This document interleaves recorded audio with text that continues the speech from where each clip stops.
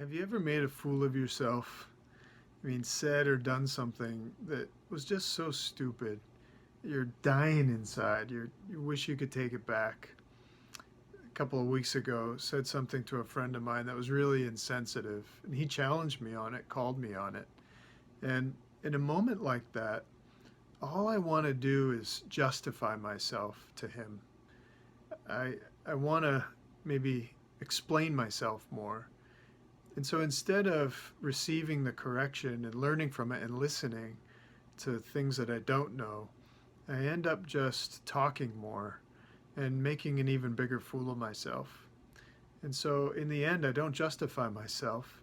I just further prove how foolish I am. I think that's common for all of us. In fact, there's an old story in the Gospel of Luke about Jesus. And Jesus is teaching people, and he's gathering these big crowds. And the religious leaders of Jesus' day weren't quite sure what to make of him. And so sometimes they would go to him and test him. And in one case, it says that there's a lawyer who comes to Jesus to test him. Now, he's not going there to learn from Jesus in a genuine way. So the question that he asks is not really meant to teach him anything, to learn anything from Jesus. It's this lawyer trying to make Jesus look the fool in front of his followers. And the question he asked was, "Teacher, what must I do to inherit eternal life?" And Jesus turns the question back on the lawyer. And he says, "Well, you know the law of Moses. How do you read it? What does that say to do?" And the lawyer says, "Well, we're to love the Lord our God with all our heart and soul and strength, and we're to love our neighbor as we love ourselves." And Jesus says, "You've answered correctly. Do that, and you will live." Here's an opportunity for this guy to receive eternal life by learning from Jesus. But Luke says, instead of doing that, he wanted to justify himself.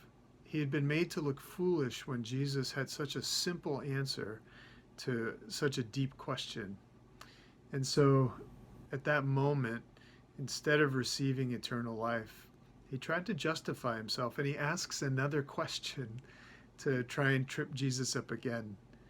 And he asks, "Well, who's my neighbor?" You see, he was trying to figure out, where's the loophole in the law?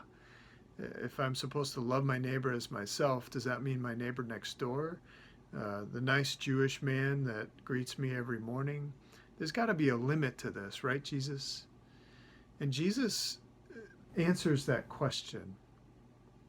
And he answers the question with one of the most famous parables in Christian tradition. It's the parable of the Good Samaritan. He says there's a man that's walking down a road, and he falls in with robbers, and the robbers beat him and take all of his possessions and leave him for dead on the side of the road. And two Jewish religious leaders pass by him, a priest and a Levite, and they won't stop and help him. And then a third person comes, and this person's a Samaritan. Now, the Samaritans were the hated neighbors of Israel during Jesus' day. The Jews considered them half-breeds and heretics. They worshiped God differently. They were of mixed race. And so these were not people that the Jews would associate with, let alone make the hero of one of their stories. And Jesus says it's the Samaritan that stops, and he binds up the wounds to heal this man and pays his own money so that this man can be saved, to pay his doctor bills and his lodging. And Jesus finishes the story and asks the lawyer another question. He says, "Who proved to be the neighbor in this story?" And the lawyer can't even use the word Samaritan. He just says, "It's the one who showed mercy." And he answered right again. And Jesus says, "You go and do the same, and you'll have life." What I find really encouraging about that story is this lawyer came not trying to receive eternal life from Jesus. He came to justify himself. And this is how all of us come to God. None of us comes humbly, ready to receive eternal life from Him.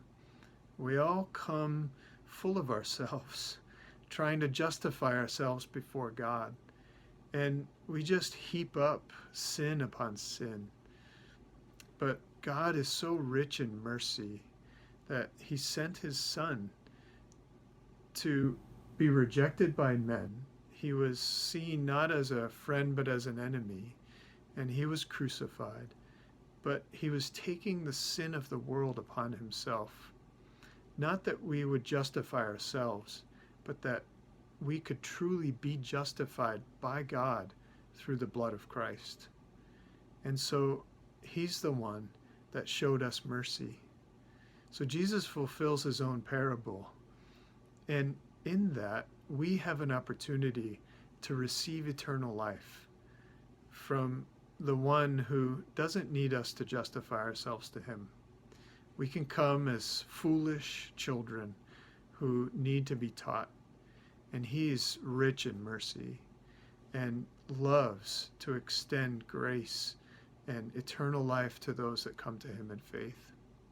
So I want to encourage you this week, if you're feeling like it's difficult to make sense of the world right now, if we're all kind of feeling foolish and every time we enter into conversation, we end up just saying dumb things that then we feel like we have to justify ourselves and we add more words and just make the problem worse. God's the one person you don't have to do that with. Come to Him in faith in Jesus, His Son, and allow Him to justify you through the blood of Christ, and you'll receive eternal life. So I encourage you to meditate on that this week. God bless you.